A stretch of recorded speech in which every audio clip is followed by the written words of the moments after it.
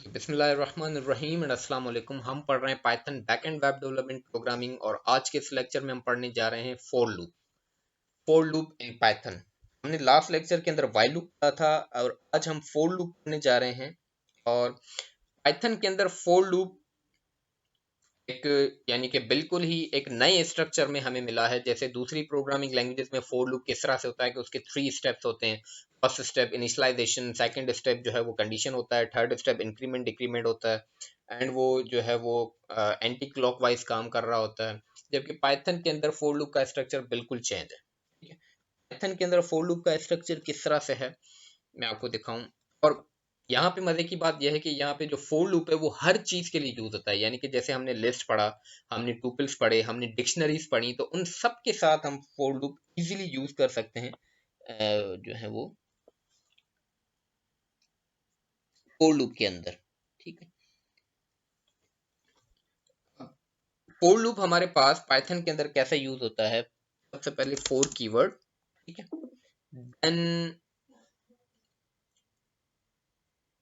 हमारा ये जो स्टेप है यहाँ पे फोर लूप के अंदर वो यानी कि आप लूप के अंदर एक वेरिएबल बना रहे होते हो। ठीक है, जैसे कि सपोज मैं लेटर नाम का एक वेरिएबल बना रहा हूँ एंड देन इन कीवर्ड की मदद से second will be the value, suppose this one. ठीक है, ये फोर का स्ट्रक्चर है। कुछ मैं दूसरे प्रोग्राम भी करके दिखाता हूँ तो आपको ये अच्छे से समझ में आ जाएगा। मैं क्या करूंगा, मैं प्रिंट करूंगा लेटर को। अब फोर का स्ट्रक्चर पाइथन के अंदर कुछ इस तरह से है कि for keyword, then your initialization and वो टेक्स्ट या वो नंबर या वो चीज जो आप प्रिंट करवाना चाह रहे हैं।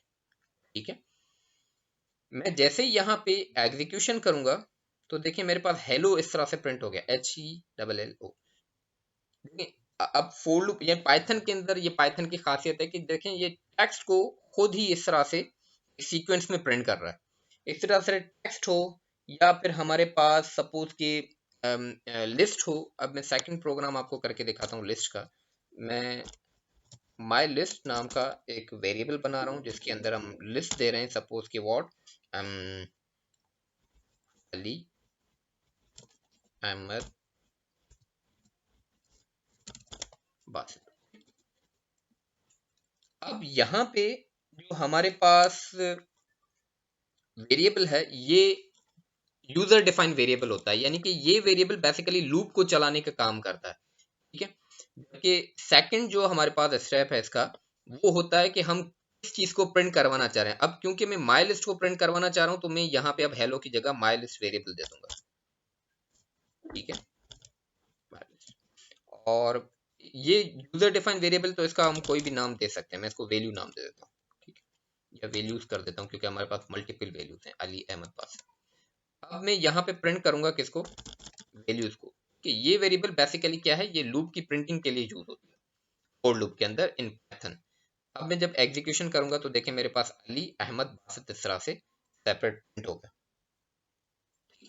यानी कि ये लिस्ट को भी इजीली प्रिंट कर देता है विदाउट किसी मेहनत के। सेम इसी तरह से अगर मेरे पास डिक्शनरीज हैं, ठीक है, माय डिक्शनरी, ठीक है, और डिक्शनरीज इस तरह से बनाई जाती हैं, suppose name and then name, okay, and each and each value, suppose कि मैं ये डायरेक्ट देता हूँ टीचर। ठीक है, तो अब मैं यहाँ पे क्या कर दूंगा, मैं माय डिक्शनरी कर दूंगा and values same as it is हम वैल्यूज रखेंगे। अब ये लूप क्या करेगा, ये डिक्शनरीज हमने जब प्रीवियस लेक्चर के अंदर डिक्शनरीज पढ़ी थी तो डिक्शनरीज का मैंने क्या बताया था कि डिक्शनरी खासियत ये है कि यहाँ पे जो इंडेक्स हैं वो हम खुद से डिफाइन करते हैं और वो इंडेक्स हम यानी कि नंबर फॉर्म में भी कर सकते हैं, स्ट्रिंग फॉर्म में भी कर सकते हैं, इंटीजर हो या स्ट्रिंग दोनों में। तो अब यहाँ पे ये क्या करेगा, ये इसके इंडेक्सेस प्रिंट करेगा। तो देखिए नेम एंड एज प्रिंट हो गए। इसी तरह से हमारे पास और भी तरीके हैं, मैं करके दिखाता हूँ कि सपोज कि मैं यहाँ पे क्या कर रहा हूँ, मैं दोबारा माई लिस्ट बना रहा हूँ और उसके अंदर मैं वंस अगेन मल्टीपल वैल्यूज रख देता हूँ। ओके, एंड मैं फोर लूप चला रहा हूँ, values in keyword and my list. ठीक है, मैं यहाँ पे कर दूंगा वैल्यूज को, एंड आफ्टर दिस मैं यहाँ पे कंडीशन भी चेक करवा सकता हूँ।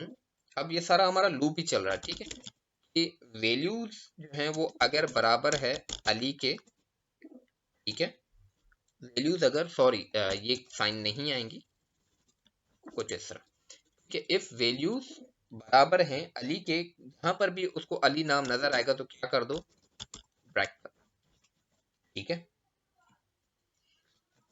अब देखें क्या होगा कि सिर्फ अली प्रिंट हुआ और आगे हमारा यानी कि लिस्ट प्रिंट ही नहीं हुआ क्योंकि मैंने उसको ब्रेक कर दिया। इसी तरह से मैं अगर इसको अहमद पे ब्रेक लगा दूं तो अब मेरे पास अली और अहमद दोनों प्रिंट हो रहे हैं, ठीक है। इसी तरह से एक और तरीका भी है, वो क्या कि मैं सपोज कि ये चीज पहले कर दूं यहाँ पे, ठीक है, कुछ इस तरह, ठीक, और यहाँ पे मैं इसको बता दूं कि अगर है तो प्रिंट करो।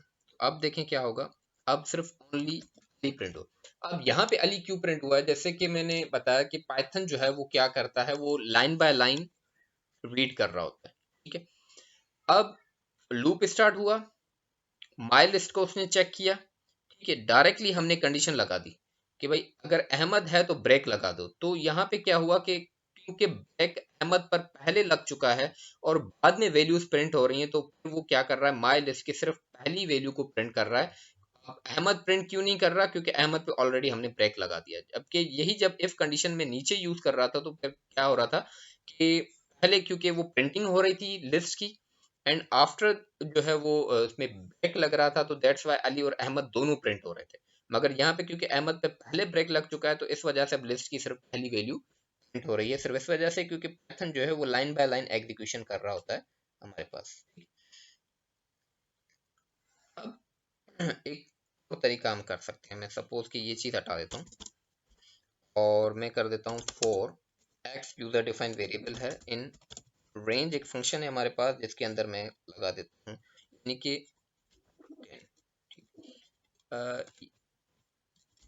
मैं खत्म कर देता हूँ,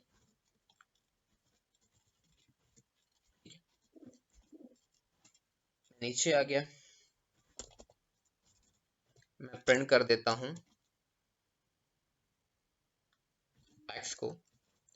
मैं जैसे ही रिफ्रेश करूँ, मैं पहले इसको क्लियर कर देता हूँ। नाउ देखें रेंज से क्या होगा कि मैंने कंडीशन नहीं दी, मैंने ऊपर कोई यानी कि वेरिएबल नहीं बनाया, मैं कोई कंडीशन नहीं करवा रहा, बल्कि ये रेंज फंक्शन क्या कर रहा है, ये खुद ही तो हमारे 10 की रेंज कहाँ से स्टार्ट होगी, 0 से, ठीक है। ये 0 से स्टार्ट करके 9 तक प्रिंट कर रहा है हमारे रेंज को, क्योंकि हमारे पास जो प्रोग्रामिंग लैंग्वेजेस हैं, जो कि प्रीवियस लेक्चर्स में भी मैंने आपको बताया था कि वहाँ पे हमेशा जो चीज़ें हैं वो स्टार्ट होती हैं 0 से। अब इस फंक्शन के जरिए मैं जब डायरेक्टली 10 को चेक करवा रहा हूँ तो वो 0 से स्टार्ट करके लूपिंग कर रहा है और आगे चीज़ें कर रहा है। एक और मज़े की चीज़ है हमारे पास पाइथन में जो कि दूसरी प्रोग्रामिंग लैंग्वेजेस में नहीं है। सपोज के मैंने वैल्यू 7 कर दी, ठीक है, मैं प्रिंट एक्स कर रहा हूँ, ठीक है। अब मैं चाह रहा हूं कि लूप जब खत्म हो तो उसके बाद भी कुछ प्रिंट हो, ठीक है।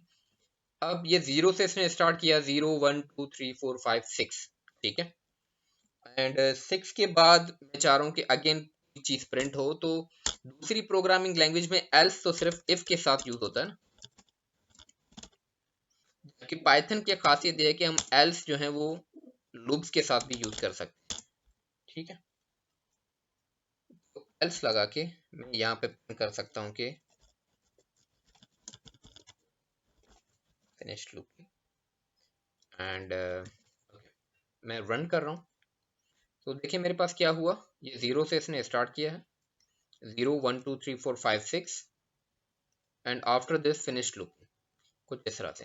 ये चीज़ें दूसरी प्रोग्रामिंग लैंग्वेजेस में नहीं है, मगर हमारे पास पाइथन के अंदर ये चीज़ें मौजूद हैं, जैसे कि एल्स हो गया। जबकि एल्स जो है वो हम मोस्टली दूसरी प्रोग्रामिंग लैंग्वेजेस के अंदर ओनली इफ के साथ ही यूज़ कर रहे होते हैं, और सारी ज़िंदगी हमने सुना भी यही है कि एल्स जो है वो इफ का एक ऑप्शनल स्टेटमेंट है, जबकि यहाँ पे ऑप्शनल स्टेटमेंट बाकी चीज़ों के साथ भी हमें प्रोवाइड किया गया है इन पाइथन। ठीक है, तो ये था हमारे पास फोर लूप, जिसमें हमने कुछ छोटे छोटे टास्क किए, और जस्ट मैंने कोशिश की कि आपको अच्छे से ये लूप का सिंटैक्स आपको समझा सकूं, क्योंकि हमारे पास पाइथन में ये लूप का सिंटैक्स दूसरी प्रोग्रामिंग लैंग्वेजेस के मुकाबले में बिल्कुल ही चेंज है, बाकियों में ऐसा नहीं होता। ठीक है, तो इस फोर लूप लेक्चर में यहाँ तक इतना ही। इंशाल्लाह मिलते हैं नेक्स्ट लेक्चर के अंदर, तब तक के लिए हाफिज।